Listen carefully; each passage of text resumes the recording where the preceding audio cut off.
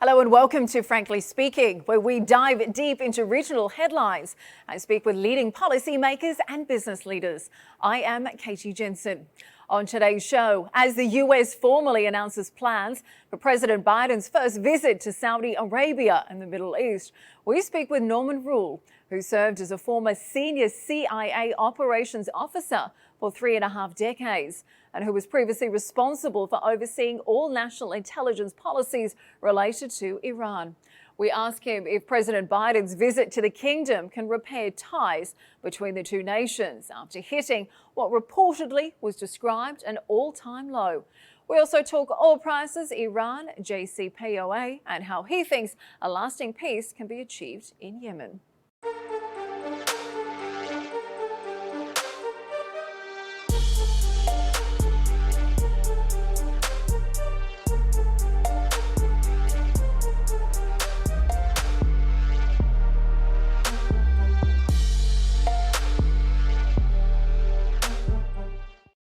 Mr. Roule, thank you for joining us on the program.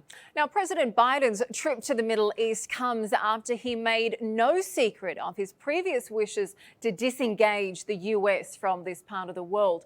During his election campaign, he spoke about Saudi Arabia as a pariah state. Last year, we saw the Biden administration delist the Houthis as a terrorist group. And last year, we also saw them remove defensive anti-missile systems from the region. So with all of that in mind, in your opinion, your expertise in government, particularly on the Middle East, do you think this visit can really begin to restore ties between the two countries? And frankly speaking, how important is it for the United States to be able to achieve that? Thank you for having me. I'm quite confident that this trip is going to have a major impact on U.S., Saudi, and regional long-term relations. The United States has had deep interests in the region that go beyond our politics and even some specific incidents that have shaped some of the presidential rhetoric. If you look at issues ranging from the importance of the trade zones that go around the kingdom through the Red Sea, the Arabian Sea, the Gulf, these are waterways that are critical to the U.S. economy. The nature of the political and economic engagement with the kingdom go back 70 years, and we've endured rough spots in the future. Where I think we should be looking is what's going to happen, not necessarily during the trip, but afterwards, because the trip organizers have spent a tremendous amount of time on each side, Saudi Arabia and the United States, in building a package of discussion issues, which will consume a better part of 2 days to build a relationship that achieves both countries' goals for years to come. Well, when we talk about some of those discussion issues, the White House has come out in recent days and said this trip is certainly not just about oil, but there's no denying fuel prices are at record highs, above $5 a gallon in the US, and it is affecting the cost of living for millions of Americans and many others around the world. Do you feel that Saudi Arabia is solely to blame for soaring fuel prices in the US? Certainly not. President Putin deserves a fair amount of the blame. There has been a failure of capital investment in the United States and in other countries. We have the growth of the economy, the explosive growth of the economy as a result of our economic policies and coming out of COVID. Now, this said, Saudi Arabia is critical given its ability to lead the OPEC plus dynamic. And here I have got to give some applause to Saudi Arabia's ability to maintain considerable discipline within OPEC to ensure market stability. And that's important to Saudi Arabia, not only for its economy, but for the economies of all OPEC plus members, as well as Saudi Arabia's perception of how oil touches the economies in the consumer nations. So certainly this trip will have some aspect of energy discussion, but the 2 points I would make here are that first, I'm not sure there's a lot Saudi Arabia can do to touch on some of the other dynamics, the impact of Russian cessation of oil, gas, and coal deliveries to Europe as that's being worked through, the lack of refinery capacity, et cetera. So Saudi Arabia has a role, but I wouldn't overstate that. Now, this said, the U.S. and Saudi Arabia have multiple issues on areas ranging from green energy to space that will be important parts of the discussion that take place in Riyadh. So the White House is correct in saying this trip has to do with a lot more than energy. Interesting to hear you feel this visit is certainly about more than just oil. Because I have to say, in the minds of so many Americans, it seems they see Saudi Arabia as little more than a giant fuel station. And I'm not just talking about the average Joes out there.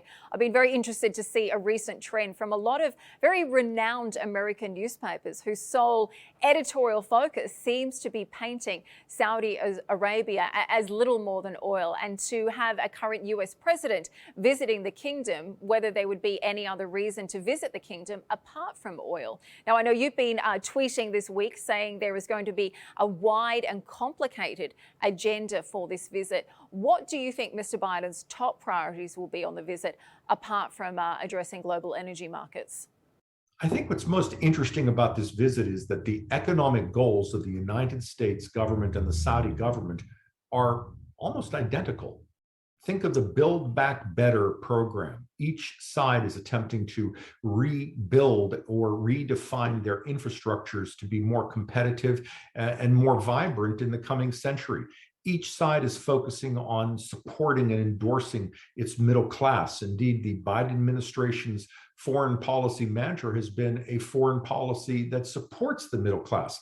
And last, each party wishes to avoid any conflicts in the region that might produce devastating conventional wars that would set back those economic and social gains. So I think I would put those issues as a frame around the individual topics, which again will be many. They will touch on agriculture, food security, not just for the region, but for Africa. Saudi Arabia plays, historically has played, and will continue to play a powerful role in the stability and economic future of East Africa and Sub-Saharan Africa, working together on counter-extremism issues. This is a critical area of discussion for the United States and the West, and the powerful voice of Saudi Arabia it certainly exceeds anything the West can bring to bear on this. And we need Saudi Arabia's cooperation, partnership, and also to see how we can support Saudi Arabia's own initiatives to prevent extremism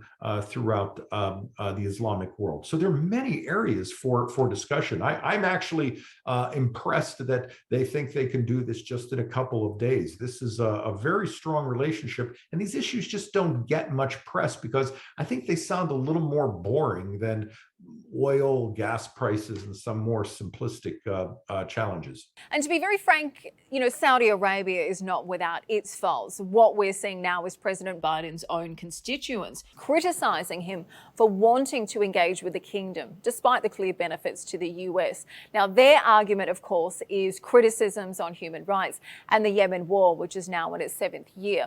Do you think that these reservations are merited? I think they're excessive. Certainly, the conflict in Yemen is a tremendous human tragedy for the Yemeni people. That can't be overstated. But nor can it be ignored that this is a serious, significant, persistent security problem for the Saudi people and all those who live in Saudi Arabia. For example, although the kingdom has certainly done, I think, a terrific job with its air defense, which prior to the Ukraine conflict of Russia's cruel invasion of that country, would have Saudi Arabia as the most experienced and successful air defense force on the planet. And that's because of Iranian weaponry fired by the Houthis. But there are thousands of Americans who live in Saudi Arabia. There are thousands of Europeans.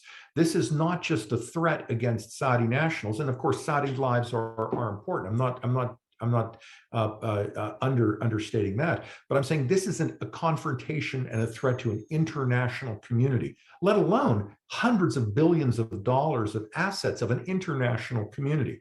So I understand the difficulties in the go with the conflict. I have spoken with many Saudi officials who have assured me, to my satisfaction, frankly, that they're trying to do everything they can to limit civilian casualties. War is a terrible thing, and conflicts in the Middle East, as the saying goes, tend to consume budgets, reputations, civilian lives, and calendars. I would stress that the Biden administration itself, in its rhetoric and its political statements, has repeatedly thanked the kingdom for its strenuous diplomatic efforts that it has undertaken to achieve a political solution to this conflict. And it has been quite a while since you've had the Biden administration criticize the Saudi government. And that's based on what I am certain is the simple view of the facts. The Saudi government and the Arab coalition have repeatedly attempted to achieve a political solution. It's the Houthis who have denied that solution. And when diplomacy has been underway, they have used that time to either consolidate ground control of civilian areas or to fire against an international community, to include Saudi men, women, and children. So I get that war is terrible and that the civilians of Yemen have suffered tremendously. I would just be cautious about saying that that Saudi Arabia can either ignore this or a different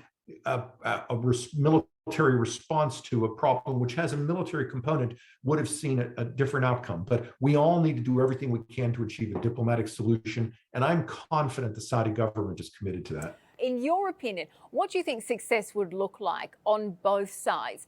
And if this visit is successful in restoring the relationship between the two sides, what do you think can be gained by improving the relationship between the US and Saudi Arabia? First, you're going to have the President of the United States and his vast staff see firsthand what life is like in Saudi Arabia. That will be powerful. And the changes in the kingdom have impressed even long-term regional watchers such as myself. And I've been following the region for about 4 decades. Second, you're going to have a personal relationship potential between the president and all of the actors he meets on this trip, to include the Crown Prince of Saudi Arabia. I think what we want to see from this would, on the easy side of things, would be a number of deals and commercial issues and so forth that were set forward in the preliminary meetings prior to this event. But I think most importantly, we're going to want to see channels of communications and structure set up so that they can continue these discussions to build on this and actually achieve the goals these meetings were supposed to create in the months that follow this meeting. And I think you bring up a really interesting point there for the leaders of the US to be able to see what life is like in Saudi Arabia these days. As we know, there's been sweeping reforms that have gone through the kingdom and made some big changes, particularly the curbing of the powers of the religious police, the removal of those very outdated guardianship laws towards women as well.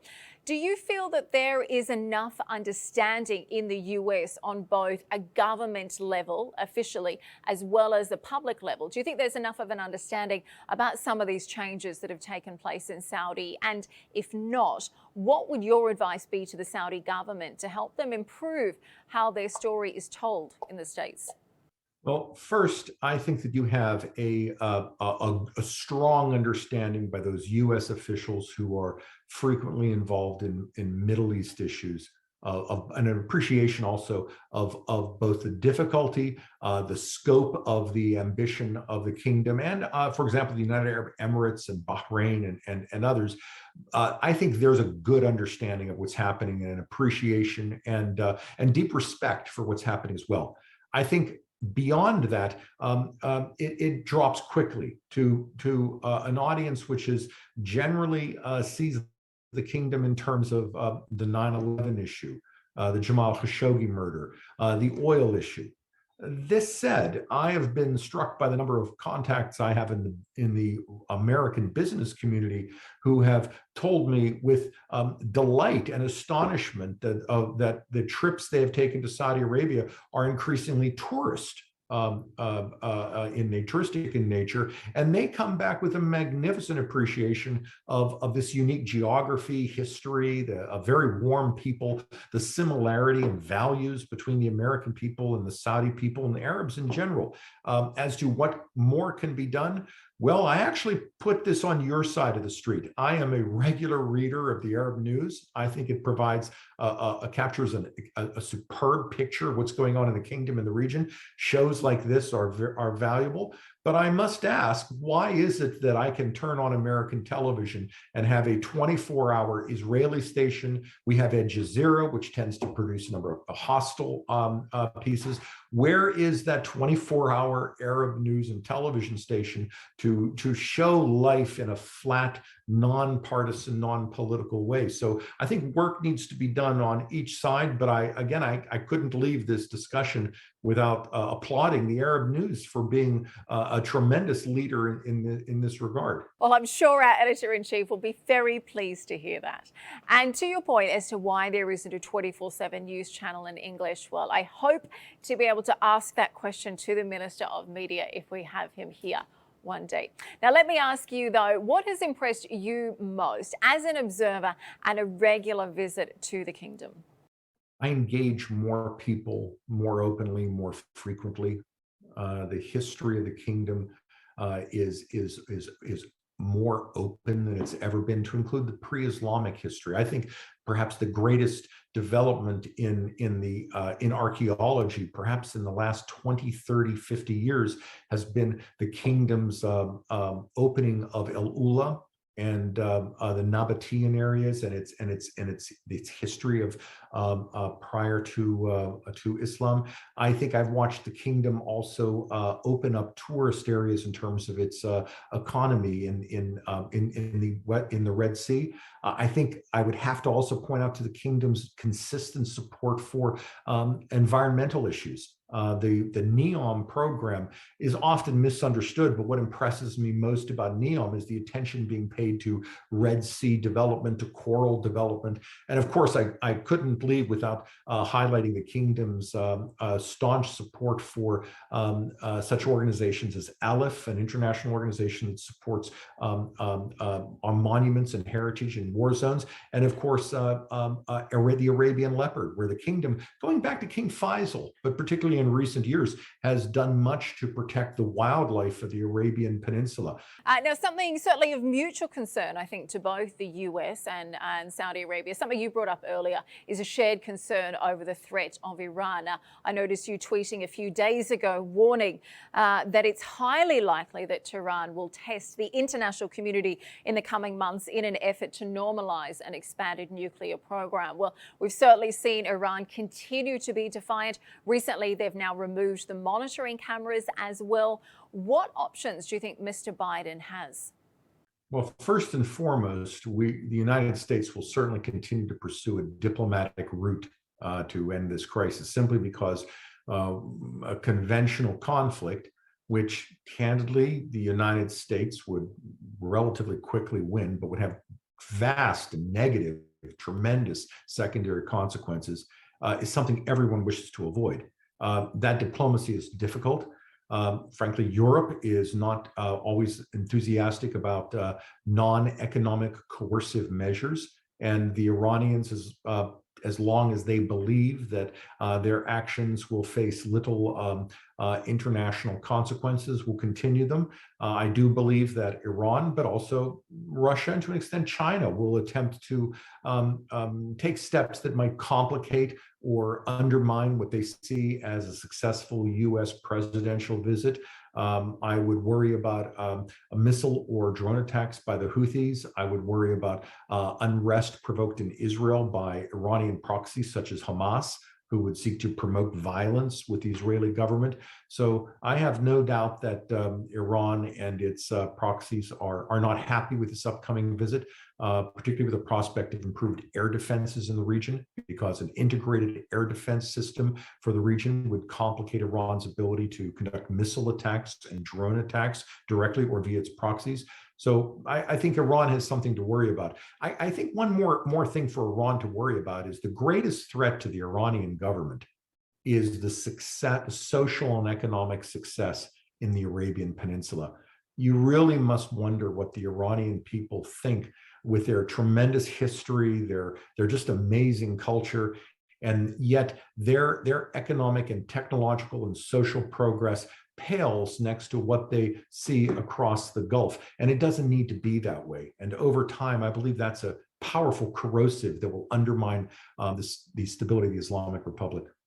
I have to say, it's interesting. I feel that you can certainly see the threat that Tehran's regime, potentially has on this part of the world. But in many ways, it feels like a lot of US officials, particularly former President Obama or these days President Biden, it feels like their administration underestimate the devastating effect that Tehran can have, not only on the US, but also on Middle Eastern allies as well. I remember that very famous interview that former President Obama did with The Atlantic, where he said Saudi Arabia and Iran simply need to learn how to share the region. Now, you are one of the top experts on Iran and Middle Eastern politics. Is it as simple as that? Can the conflict really just be resolved quite that way? No. Iran seeks to be a regional hegemon. Iran seeks to have its proxies cemented and respected as part of the political systems of Arab governments where they have no place. Iran has no strategic interests in Yemen, but seeks a presence in Yemen to Lebanonize the government so that they can put missiles on the Bab el-Mandab, which will give them a chokehold over global commerce and certainly the economic future of the Red Sea Basin. Now, eventually, with a different government, should Iran and Saudi Arabia and the other members of the GCC share the region? Absolutely. But I think if I were to look at some of the statements in the past in terms of sharing the region, they would certainly not mean sharing the region with a country that supports and endorses such violence and such exacerbation of regional conflicts as Tehran. Well, certainly when we look at sharing the region, one of the other topics on Mr. Biden's agenda, as you mentioned earlier, is going to be the visit to Israel on the occupied West Bank. Now, we know Mr. Biden is going to be meeting with both Israeli and Palestinian leaders as well. Do you think he can try and restore ties with Palestine after the upset that former President Trump caused when he relocated the consulate to Jerusalem and cut funding to Palestinian refugees? Well, I think this is difficult, and it's difficult in part because of the Palestinians themselves. So among the Palestinian leadership, you have two wings. You have Hamas, which is openly an Iranian proxy, a violent proxy, a proxy which routinely and periodically ignites conflicts with Israel and seeks and undertakes activities which they hope will ignite another conflict because that brings them attention and political influence. Should also say that the missiles and rockets fired by Hamas are often as likely to strike Arab Israelis, Palestinians in Jerusalem, as well as Palestinians in Gaza on the basis of the technology. So this is a bloody, violent organization that is not interested in a diplomatic solution. There's not much to say about that. So it's difficult for the administration to deal with that. For the Palestinian Authority, I think there's a question of its ability to show good governance, to demonstrate strong anti-corruption views, to demonstrate that it has a capability to deliver peace, and I think that's just difficult for the region as well as the United States to reconcile. This said, there is no question that the Biden administration, through its assignment of an experienced representative, Hadi al-Amr, as well as its steps to upgrade its engagement with the Palestinians, will be seeking some sort of deliverable to show the Palestinian people that the United States is trying to be a fair broker. Israel has got its domestic politics that it needs to worry about, a coalition of left and right, which are pretty much unified on not wanting to have any significant solution with the Palestinian as they see the Palestinians right now. So this is a difficult position for the president. I think the most we will see out of the visit is some sort of increased engagement with the Palestinians and pressure on the Palestinian Authority to demonstrate the competence it owes to the Palestinian people. Well, it's interesting you say that because we recently had Israeli Minister for Regional Cooperation, Eswahi Frage, on the show. Now, he told Arab News that any future deal with Palestinians can only happen with Saudi leadership and blessing. So do you think there is a role for Riyadh there? Certainly, the kingdom would play a prominent and powerful role in such a settlement. And the kingdom has repeatedly stated it supports a two-state solution. And once the Palestinian issue is resolved and the some legitimate concerns and requirements of the Palestinians are resolved, it would see greater engagement with Israel, which it accepts as a part of the region. I don't think there's any question in the United States. In fact, I know there's no question that the Palestinian issue requires strong Saudi leadership. The Saudis see it differently, and that's what the friends can sometimes do. But I would also say that Saudi Arabia has shown its indirect support for the Abraham Accords. And that has had a very strong and positive impact on the region. And it's also allowed the Emirati and Bahraini officials in Israel to directly challenge Israel when they feel necessary on Palestinian issues. So I think the Saudi leadership is not only recognized and endorsed, but critical to any solution to this issue. Final question is something you also brought up earlier, I noticed. As we've seen the US have become more disengaged from this part of the world, we have seen a number of other countries step up. You mentioned before about China, about Russia as well, playing more of a part in this part of the world. A number of GCC nations have very friendly relations with these countries. We've seen a lot more investment and tech deals involved as well. What are your thoughts on this? Do you feel it was inevitable? And what would you advise the US in terms of dealing with this? This issue receives a lot of attention in some press and some think tanks. And I think in some ways the attention is skewed and excessive.